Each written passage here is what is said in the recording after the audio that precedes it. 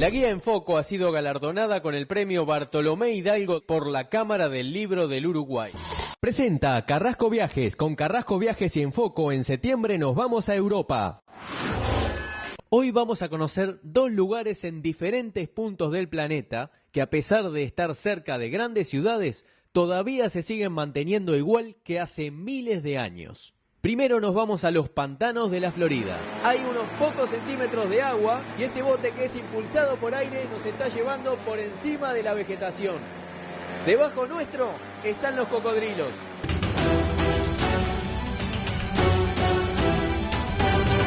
Es el hábitat natural de los cocodrilos. Cuando sube la marea o cuando hay, por ejemplo, grandes huracanes, los cocodrilos llegan a estar adentro de las casas. Es normal, permanentemente se ven estos grandes animales en los jardines de la casa de la gente que vive acá en esta zona de la Florida. Se calcula que en Florida existen más de 1 millón de cocodrilos concentrados en las zonas pantanosas del centro y sur del estado. El 31 de mayo, un cocodrilo de 5 metros se paseó tranquilamente por un campo de golf de Florida.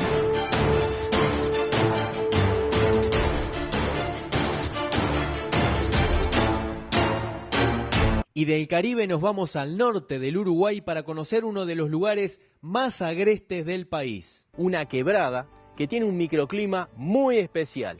Vamos a entrar al Valle del Lunarejo. Cuando venimos por la ruta 30, los paisajes son planos.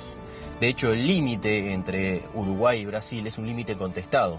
No existe un río, no existe una depresión, no hay ningún elemento físico que separe los dos países. Lo que vemos son mojones. Pero cuando nos adentramos en el Valle del Lunarejo empezamos a bajar a la quebrada y vemos que el clima y además la vegetación empieza a cambiar. Y eso es lo interesante de este lugar.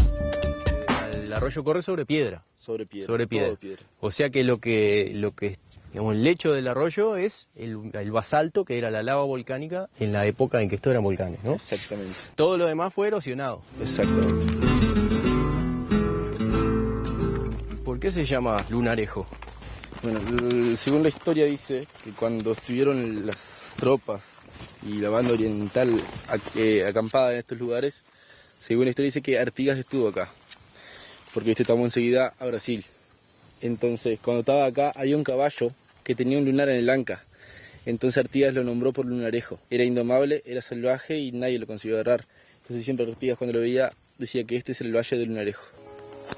Todo esto es culandrillo. Esto es para el dolor de ovario de las mujeres. El dolor de ovario para mujeres, exactamente. En muchos casos estos remedios naturales se perdieron por desconocimiento, porque si vos estás acá, por ejemplo, y tenés la planta al lado, de repente capaz que no tenés necesidad de irte hasta el pueblo, a la farmacia, a comprar un medicamento, ¿no? Exactamente. Pero mucha gente lo hace, o todos lo hacen, porque en realidad no saben hoy para qué sirve cada uno. Pero eso no hace tanto tiempo atrás que se perdió, ¿no? 1 o 2 generaciones para atrás, estos conocimientos estaban en la mano de todo el mundo. Es increíble cómo se va perdiendo eso. La cultura. La cultura de lo que tenés al lado, de utilizar lo que tenés al lado. Porque se perdió la costumbre de enseñar. Como antes era necesario. Sí, de repente pasás con un dolor de barriga por al lado de la planta y en vez de comerte la hoja y curarte, tenés que esperar unas cuantas horas a ir a comprarte una pastilla.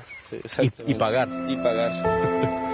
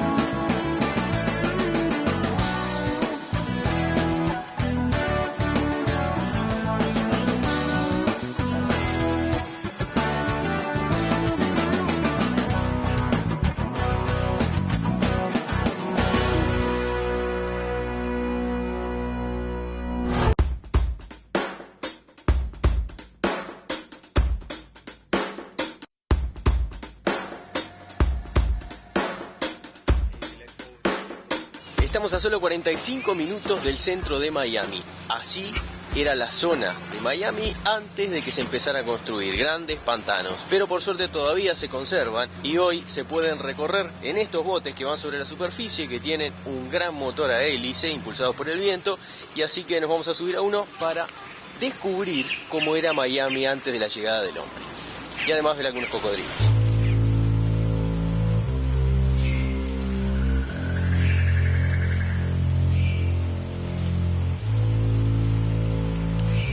Son los botes en los que se sale a recorrer los pantanos. Como vemos, tienen una enorme hélice atrás, hélice de avión, son impulsados por un motor a explosión y delante va la gente sentada. Se maneja directamente a través del aire.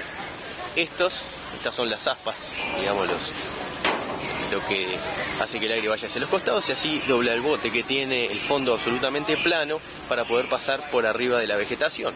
Así que vamos a subirnos a uno y vamos a recorrer los pantanos de la Florida.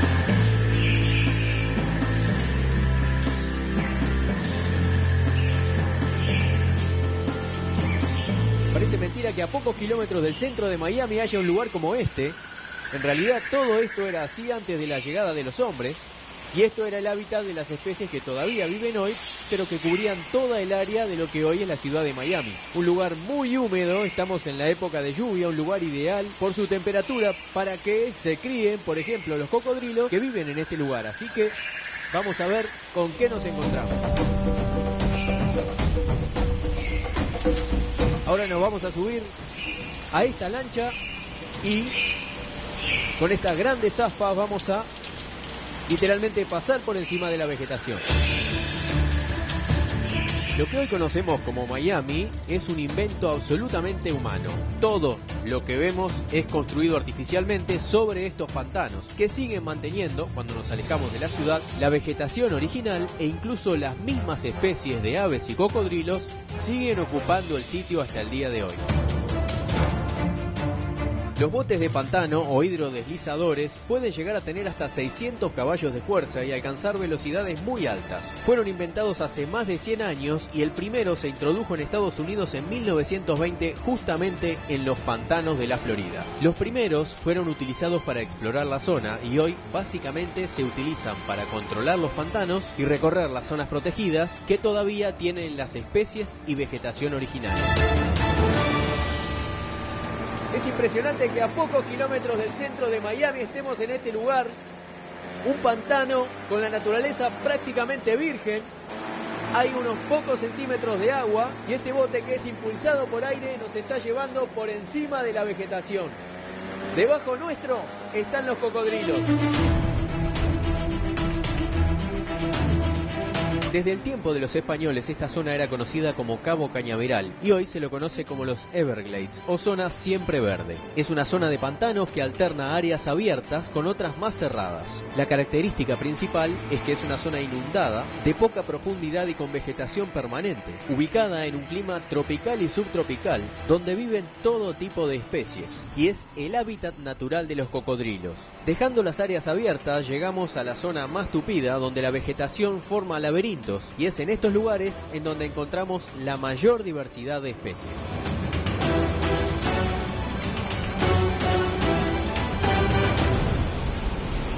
Es una zona muy húmeda, dos estaciones, una de lluvia y una seca. Estamos en la de lluvia, por lo tanto es muy húmeda y es ideal para la cría de aves, sobre todo en esta zona de los pantanos. En este momento, por ejemplo, están los bebés cocodrilos.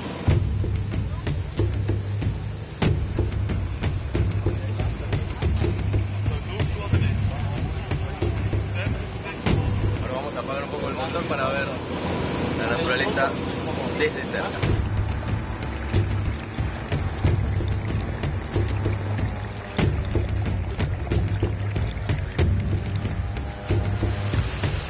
De cocodrilo.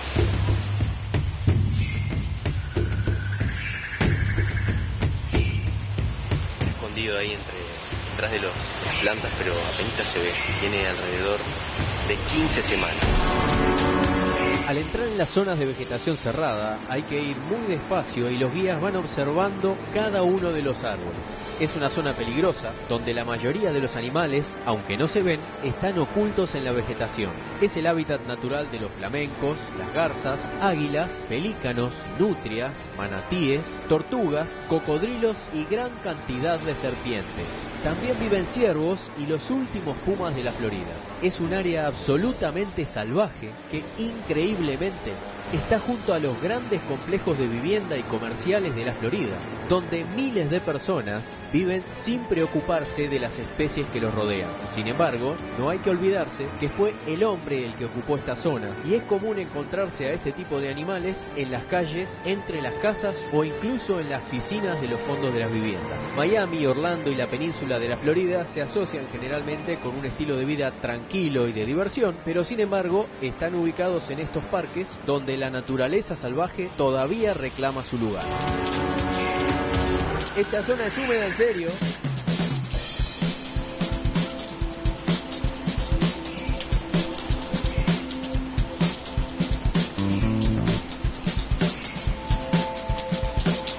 Vamos a ver los cocodrilos. Está lloviendo un poquito. Así viven estos animales acá.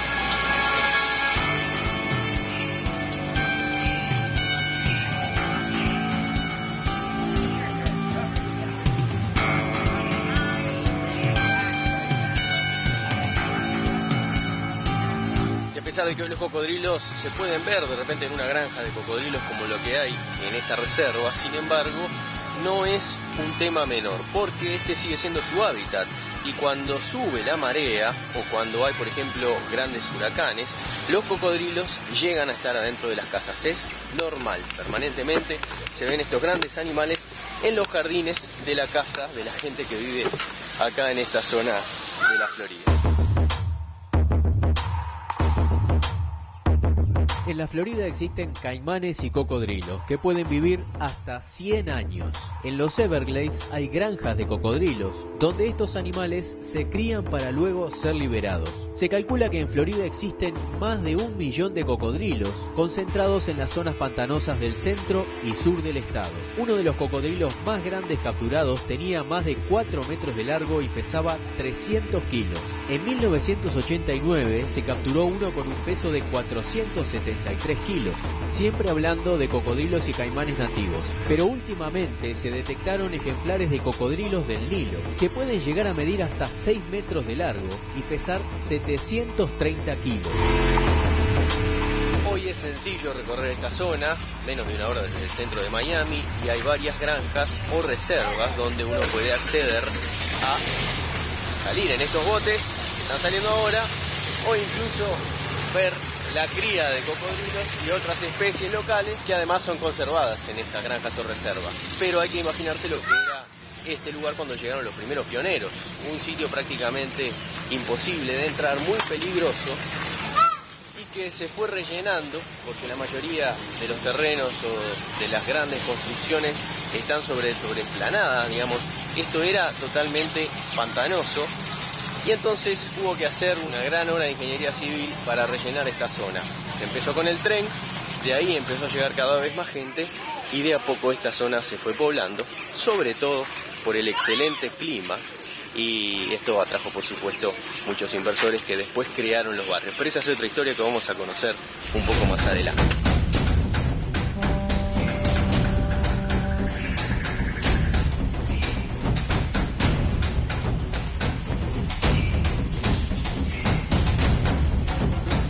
Y acá hay de todo. Hay opciones para los amantes de la naturaleza y la vida salvaje, y también para los turistas que por $3 se pueden sacar la foto con un cocodrilo.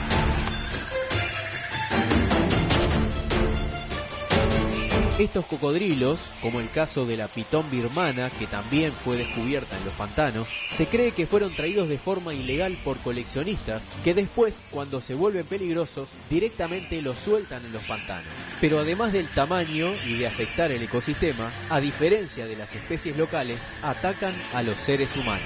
Por eso es muy importante mantener el ecosistema y se trabaja para controlar la introducción de las especies nuevas dentro de los pantanos.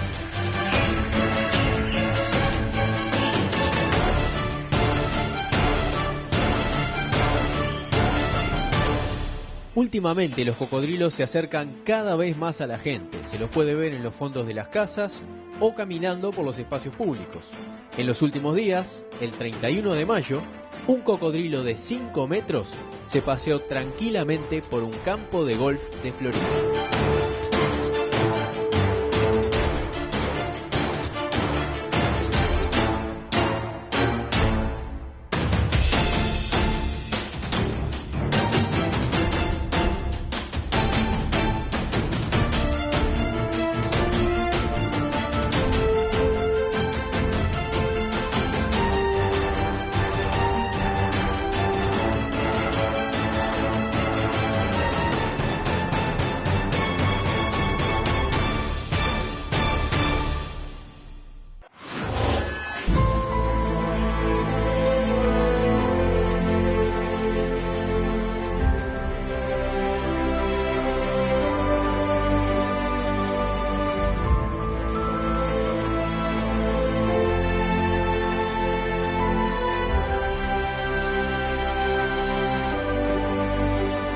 En septiembre nos vamos a Europa y un crucero por Croacia y las islas griegas. Cupos limitados. Reserva ya este viaje único. Carrasco Viajes, desde hace 10 años, la nueva manera de viajar. Si querés recibir datos de lugares o información del programa, manda un SMS con la palabra FOCO al 1414 y nos vas a tener en tu celular. Manda FOCO al 1414.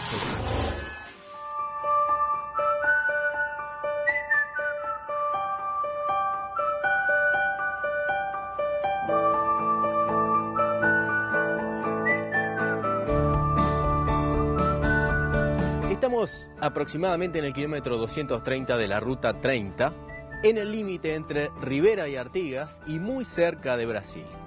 Vamos a conocer uno de los lugares más espectaculares y uno de los paisajes más increíbles que tiene el Uruguay. Una quebrada que tiene un microclima muy especial. Vamos a entrar al Valle del Lunarejo.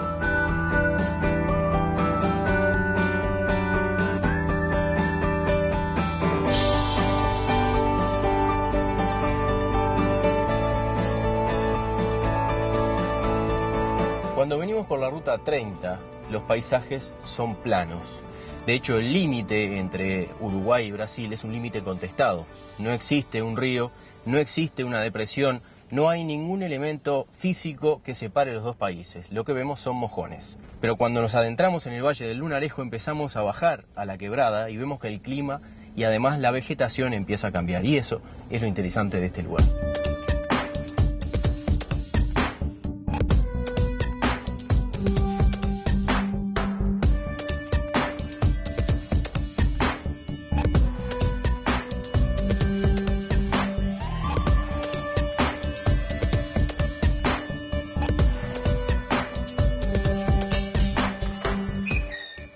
Buenas. ¿Cómo estamos, Sebastián? ¿Todo bien? Todo bien.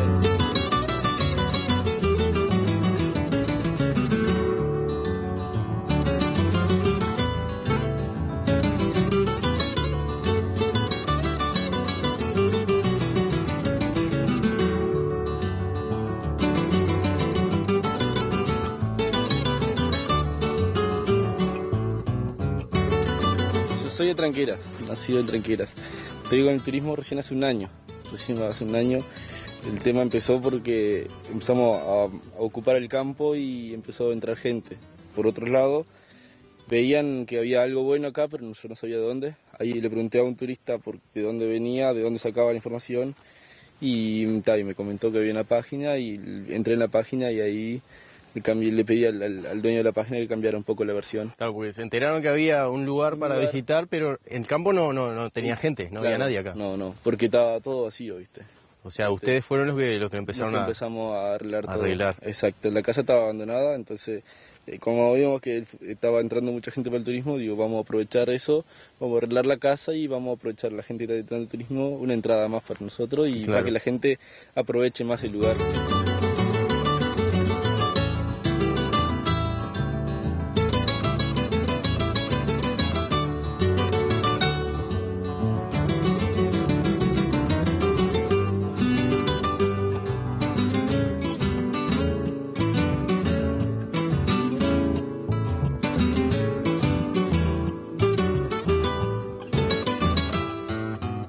estamos en el límite de lo que se conoce como la bajada de Pena. Es la bajada de Pena, exactamente. O sea, es una quebrada grande. Es la quebrada, la cuchilla de Adido. La cuchilla de dedo. Exactamente. Y estamos acá nomás de Brasil, Estamos en línea recta, son 4 kilómetros capaz. a la frontera. Sí, y estamos a 10 kilómetros de Massollar. Y lo que vemos allá a lo lejos es la quebrada. O Todo sea, el valle, el comienzo del Valle Lunarejo. Cuando lleguemos allá, vas a ver el comienzo donde empieza el Valle Lunarejo en sí, que tiene las nacientes. Allá donde se ve lo lejos, apenas un cerrito que está arriba de los cerros, ahí Sí. es el cerro del Lunarejo.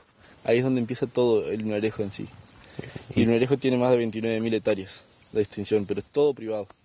toda la quebrada del Lunarejo. Todo el Lunarejo es privado. Ajá. Todo es campo privado, que siempre tenés que pedir a los dueños para entrar, porque algunos que no te dejan entrar porque no quieren, y otros que trabajan con el turismo, por ejemplo mi familia o también otras familias que están ahí adentro, que entran, vos hablas con ellos te llevan, te hacen el sendero de ellos. O sea que para entrar tenés que comunicarte Exactamente. con ustedes con nosotros o con alguien que viva acá. que viva en el Claro. lugar.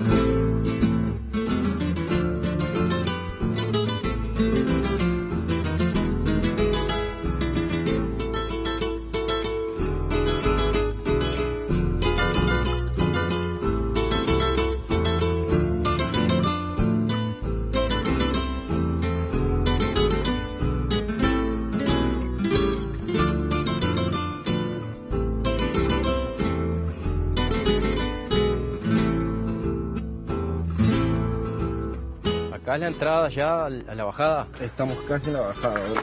3 cuadras más, toda la bajada. Serviste con bastón porque es bueno para bajar y después para subir también. Es recomendable, bastante recomendable. Es bastante empinado. Es bastante empinado y después para subir es bastante complicado también.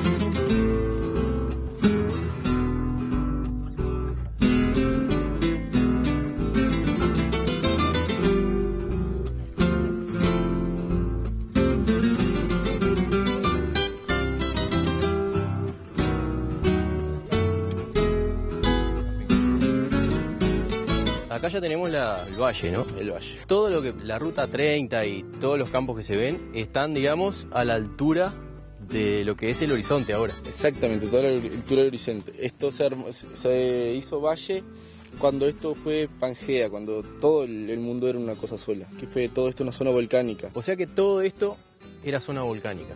según lo que cuentan exactamente. Digamos, la parte dura del basalto, de la lava, es lo que fue formando, digamos, los cerros. Todo lo que vemos allá abajo es el lugar por donde corre el arroyo, ¿no? El arroyo. Allá se ve a lo lejos, donde ve allá los piedras marrones allá, el arroyo en Lunarejo. Es el principio del valle, digamos, donde empieza el valle por acá. Ahí atrás se va a ver mejor si seguimos un poco más, bien en la formación de todo, donde corre todo el arroyo y todo el monte ribereño que corre a su alrededor. Y el arroyo corre sobre piedra. Sobre piedra. Sobre piedra. Todo piedra. O sea que lo que digamos, el lecho del arroyo es el basalto, que era la lava volcánica en la época en que esto eran volcanes, ¿no? Exactamente. Todo lo demás fue erosionado. Exactamente.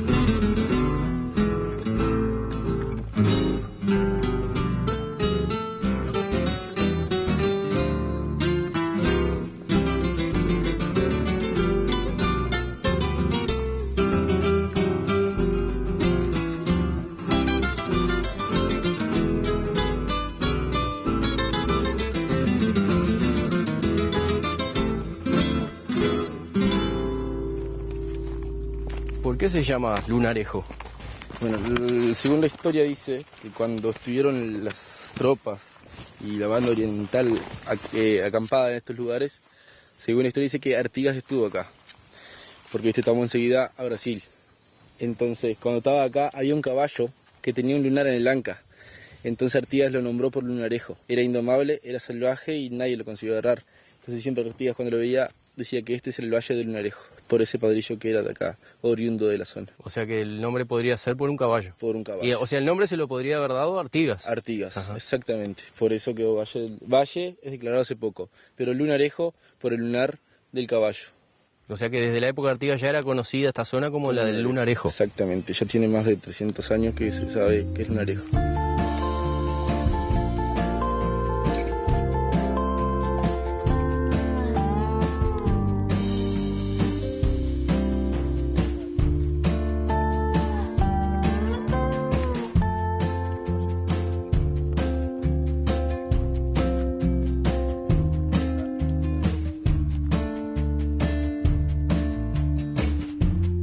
acá en la época de que no había nadie, viste que había ganado suelto, que no tenían dueños y caballos sueltos, había unas yeguas en este lugar. Y arriba de aquel cerro están que habían unas yeguas salvajes y los jinetes la querían domar. Pero al llegar allí, en el repecho ese, se sintieron acorraladas y se tiraron todas de ese cerro. Se mataron. Se mataron todas, murieron todas. Unos 30 años atrás que decía que existía la luz mala en este lugar. Pero la luz mala eran los fósiles de esas yeguas que estaban ahí. Pero viste cómo corre el arroyo ahí, con las corrientes y todo, las crecientes, se llevó todos los fósiles. Y eran solo fósiles de las yeguas, la luz mala que decía. Los huesos. Los huesos de las yeguas. Que era el reflejo de repente de noche de los huesos con la luna. O algo por el estilo. Ajá. Te dice que los fósiles largan una luz fosforescente por la noche. O sea que había luz mala hasta hace 30 años. 30 años atrás. Es querer o reventar, como dice la historia, pero la historia está y mi padre ya vio los huesos esos. ¿Tu padre lo llevó? Vio los huesos, pero cuando estaban los huesos ahí, después ya no había más nada. Claro.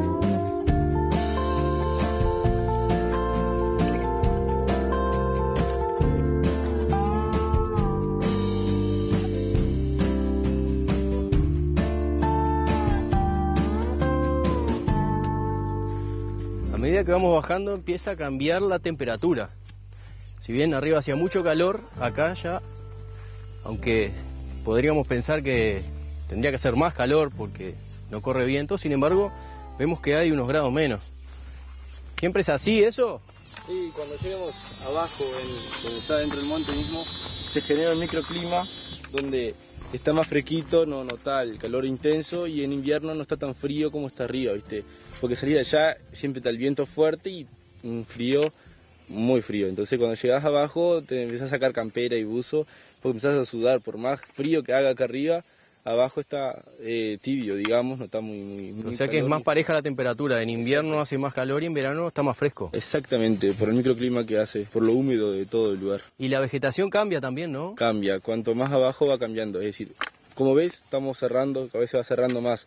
Y al llegar bien abajo al monte, van a ver que va a estar más despejado, los árboles son más grandes, porque buscan la luz y no está tan apretado como está ahora, ¿viste? Acá cada vez como vas bajando, se va apretando. Y llegamos allí y se abre todo. Se abre, mirá.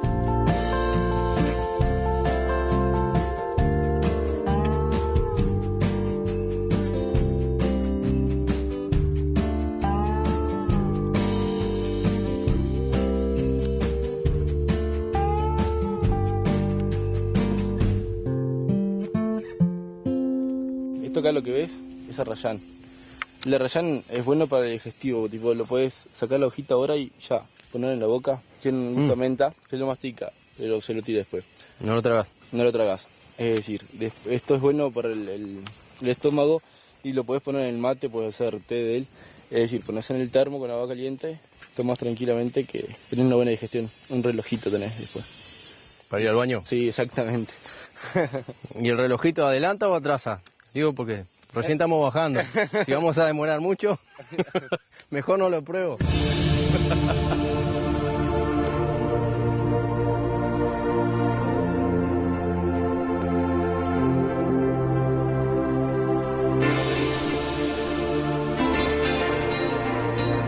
Cedro es el árbol del matecito, o molle ceniciento le llaman. Este árbol hay una avispa que él pone la semilla acá un huevito en la hoja. ¿La avispa pone huevo en la hoja? En la hoja. Y después la hoja se va arrollando toda y va quedando en esto acá. Forma este capucho acá, ¿viste? Esto acá. Sí. La larva está dentro. ¿Pero estos son todos huevos de avispa? Sí, están acá adentro. Ah, mirá. Están acá adentro. Y después, este está acá, ese no salió todavía. Y cuando sale, a ver si hay alguno acá. O sea que cada vez que se forma eso es porque una avispa puso un huevo. Exactamente. Ahí ya mirá. anidó, ya salió, ya se fue. ¿Y por qué árbol del matecito? Por esta razón. Queda como un mate. Quedó de mate. Qué increíble. Molle ceniciento. ¿Y la avispa solo pone el huevo en este árbol? En este árbol. La agarra y después lo va envolviendo todo. Y después queda en esto, ¿viste? Van quedando. Este acá ya salieron y este acá todavía está adentro. Acá va a salir, ¿viste? Ahí está marcado, mirá. Está marcado dónde va a salir. Entre poco ya va a salir.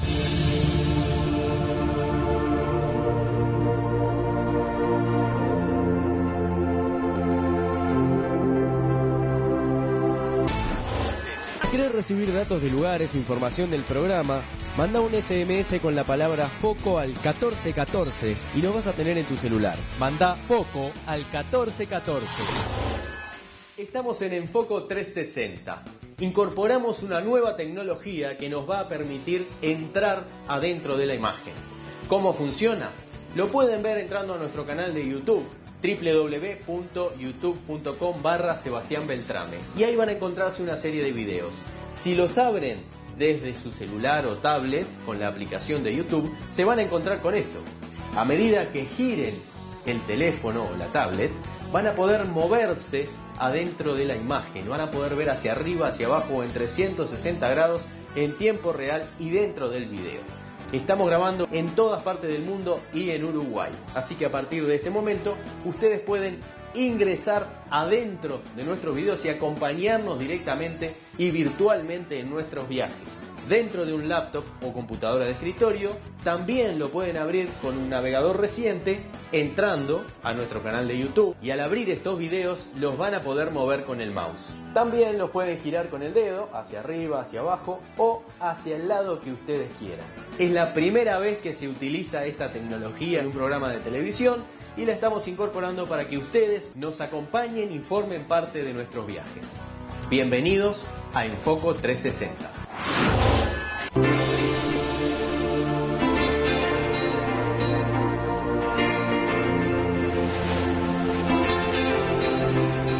Esta planta acá es la mimosa púdica fabacea, que es sensitiva. Con el tacto se cierran las hojas. Mimosa se llama. Mimosa púdica. ¿Ves cómo se cierra sola? Sí. Está el macho y la hembra. Ajá. El macho es esta que tiene espina y la hembra tiene una flor y no tiene espina. Es bien fácil darse cuenta porque se llama mimosa púdica, ¿no? Sí. Tiene pudor a que la toques. Y yo venía siempre con el facón, tipo, digo, hay una espina, la voy a cortar. Cuando llegué acá, yo no la conocía. Porque siempre andás, y iba a cortar, directo, porque me está espinando. Y me dijeron, no cortes. Digo, mirá la especialidad que tiene. Me dice, mirá, la tocás. Me dice, cierran los ojos. Digo, mirá. Toda la vida crucé por ellas, me crié con ellas, siempre cortándolas. Ahora no las corto más porque me dijeron, no la cortes, que tiene su encanto, digamos. Claro.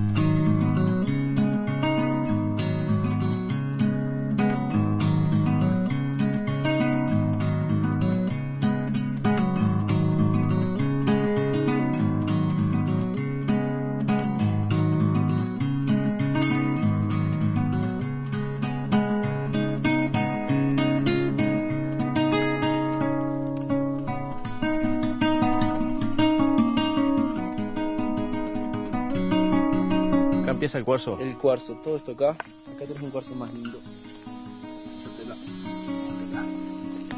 ¿Viste? Sí.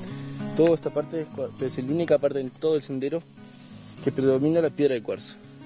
Que lo que más hay es cuarzo. Acá seguramente la lava corrió y no se llegó a mezclar bien con la arena, o no había arena en esta zona, y quedó el cuarzo, los cristales quedaron sin impureza, ¿no? Quedaron cristales de cuarzo blanco transparente. Por lo tanto, esta piedra no tiene valor comercial. No comercial no. Claro. La única diferencia entre esta piedra de cuarzo y una que puede valer mucho dinero es el color. Y que el color ese se lo da la arena, que tiene que haberse formado en determinadas características que se dan en muy pocos lados. Por eso las amatistas son caras, ¿no? Sí. A diferencia del cuarzo. Pero estamos hablando de la misma época y de la misma formación. Formación de todo. De todos los cerros que hay en la vuelta. Los cerros y todo el lugar. Más adelante ves todo cuarzo. Hay gente que dice que estas piedras tienen energía, los cristales, sobre todo en los asiáticos. Es más, sí, muchas de las exportaciones de ágatas y amatistas desde acá van para Asia, e incluso en las oficinas de los gerentes, de los grandes ejecutivos, de los dueños de empresas, ves piedras grandes y ellos dicen que acumulan la energía, incluso si son muy grandes se meten adentro como para tener energía. Qué increíble. A ver si consigo una bien grande para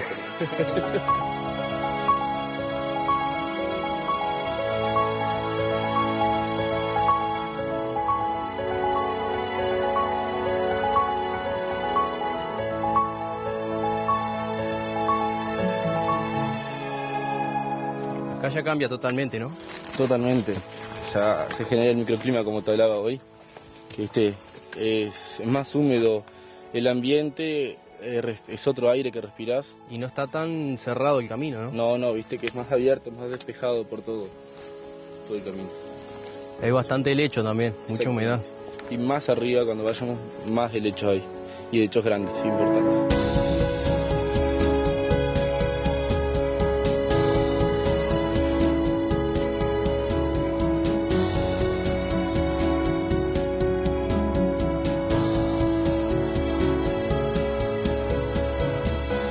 Culandrillo. Y este crece en la parte húmeda, digamos, más abajo. Mirá, acá tenés bastante. Todo esto es culandrillo. Esto es para el dolor de ovario de las mujeres. El dolor de ovario para las mujeres, exactamente. O infección urinaria, creo que para las mujeres es bueno también. Hay muchas plantas, no sé si cada una, pero hay muchas plantas de acá que no podría utilizarlas como medicina. Mi abuela vivió cuando era chica del otro lado, con su familia, de otro de estos cerros, que es el Boquerón ahí. Y era el medio que usaban esos tipos de cosas. No había remedio, no tenías, viste, los perifar que hay hoy en día, no. Entonces los perifar de ellos eran yuyos. Eran yuyos, mirá. Exactamente, para todos. Claro, porque no sé, en realidad, 2 generaciones para atrás, este lugar estaba aislado. Aislado. Bueno, hoy también está aislado, porque la ruta 30 está destrozada, ¿no? Deshecho. No, pero hace 2 generaciones para atrás era Uruguay ignorado, digamos. muy difícil llegar a la capital. En tren iban. En tren. En tren. Mi abuela, para ir a la capital, tenía que ir en tren. Tenían que ir de a caballo a Tranqueras y de Tranqueras a agarrar el tren para irse a Montevideo. Claro, o sea que si alguien se enfermaba, muy difícil que pudiera llegar. El padre de mi abuelo se murió por una apendicitis, porque él era de Salto, departamento Salto, Pueblo Fernández. Se agarró una apendicitis y como imposible de llegar, venir acá, solo que por alguna corona de aquellos ricos de aquella época que difícil de ver que venían a la ciudad. Pero se agarró, en aquello agarras una apendicitis y te morías, seguro. No había cómo llegar. En esos casos extremos, ¿no? Pero el resto de muchos de las enfermedades las curaban con plantas. Con plantas, exactamente. Era té de esto, té de lo otro, té de esto. Sí. ¿Y vos? O mejorabas o morías, así. Mi abuela tiene 79 años, está ahí. ¿Vos cuánto hace que vivís acá? Ya, yo soy de Tranqueras, vivo en Tranqueras. Ajá. Pero desde chico mi padre siempre crió ganado, él es productor ganadero y siempre fuimos del campo. ¿Pero y dónde fue que aprendiste todo lo referente a las plantas y para qué sirve cada una? Un poco con mi abuela, un poco con mi madre, con gente que viene y con gente conocida que te dice, mirá, vos tenés allá la planta que te sirve para esto, ¿viste? Mucha gente, biólogos que vienen y que te dicen esto es bueno para esto. O sea que en muchos casos estos remedios naturales se perdieron por desconocimiento, porque si vos estás acá, por ejemplo, y tenés la planta al lado, de repente capaz que no tenés necesidad de irte hasta el pueblo a la farmacia a comprar un medicamento, ¿no? Exactamente. Pero mucha gente lo hace, o todos lo hacen, porque en realidad no saben hoy para qué sirve cada uno. Pero eso no hace tanto tiempo atrás que se perdió, ¿no? 1 o 2 generaciones para atrás, estos conocimientos estaban en la mano de todo el mundo. Es increíble cómo se va perdiendo eso. La cultura. La cultura de lo que tenés al lado, de utilizar lo que tenés al lado, solo por el hecho de que... Por la facilidad de ir allá que te dan esto y listo. Sí, o porque nadie te lo enseñó, ¿no? Porque se perdió la costumbre de enseñar. Como antes era necesario y ahora que están todas las cosas que hay, no es necesario decir esto y esto, entonces la gente ya no les importa tanto. Claro. Sí, de repente pasás con un dolor de barriga por al lado de la planta y en vez de comerte la hoja y curarte, tenés que esperar unas cuantas horas a ir a comprarte una pastilla. Sí, y pagar. Y pagar.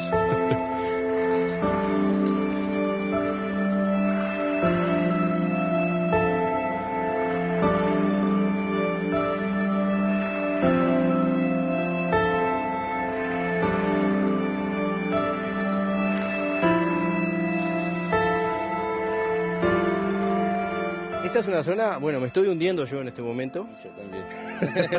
Yo estoy más pesadito.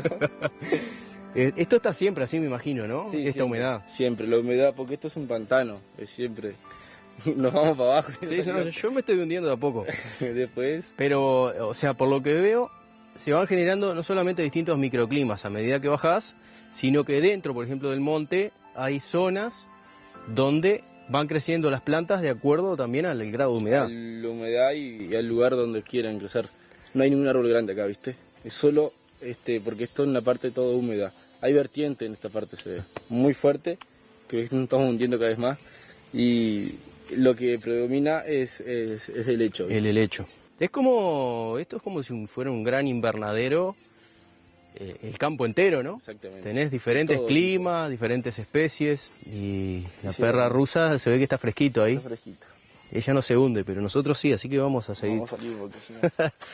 De acá hasta el arroyo, ¿cuánto hay? De acá a la Rosa 1 kilómetro. 1 kilómetro. Pero no va a 2 kilómetros. ¿Y todo así? ¿Se hunde la tierra o no? No, casi todo.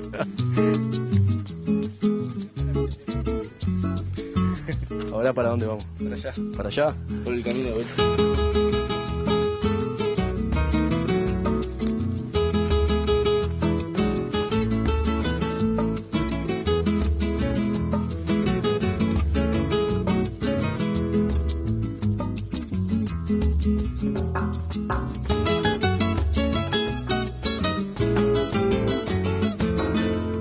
Acá ya estamos llegando a la parte baja, ¿no? Estamos dejando la parte más baja de todo mi sendero. Este es un pequeño afluente que desemboca en el arroyo Monetejo, pero ahora no tiene nombre. ¿No tiene nombre? No, vamos a ir contracorriente, es decir, vamos a ir subiendo ahora todo. ¿Qué lugar este para acampar, no? ¿Se puede acampar acá? Se puede, cómo no. ¿Ha venido gente? Sí, ya ha venido bastante gente a acampar acá por el tema del agua, está cerquita y creo que leña hay bastante. Hay bastante leña. Exactamente. Lo que, claro, es bien agreste, ¿no? Exactamente. O sea, estás en el monte. aislado de todo. Acá no hay línea de celular, así que los que les gusta entrar todo el día en el Facebook, Ah, no hay. no, acá ni. O sea que si querés aislarte totalmente está ideal. Exacto. Ahora, cuando llueve, acá corre bastante, ¿no? Corre bastante agua. Pero no sale más de esto, ¿viste? Queda Llega acá. ahí, porque corre muy rápido. Ajá. Desemboca rápido en el Arejo.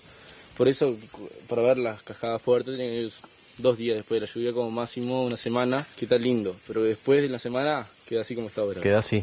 Queda- O sea que si acampás, ponele por ahí arriba, no hay peligro de que te crezca el agua. No, ni ahí tampoco, ¿viste? Claro. Tampoco.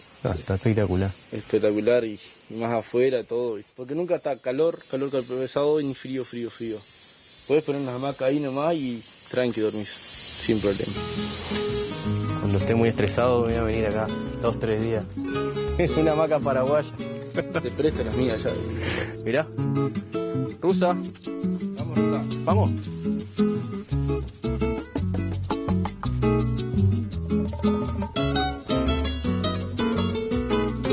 Rusa se ve que le gustó. Vení, Rusa, vamos.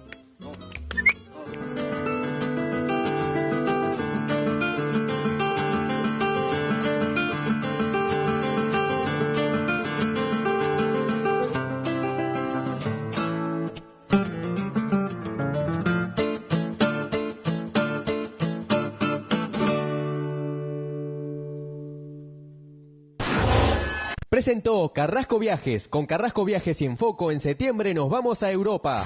Y saber tu gente está ahí. No hay nada que pueda igualar tu camino, las cosas que están. No hay nada que pueda igualar ser de acá, no de otro lugar.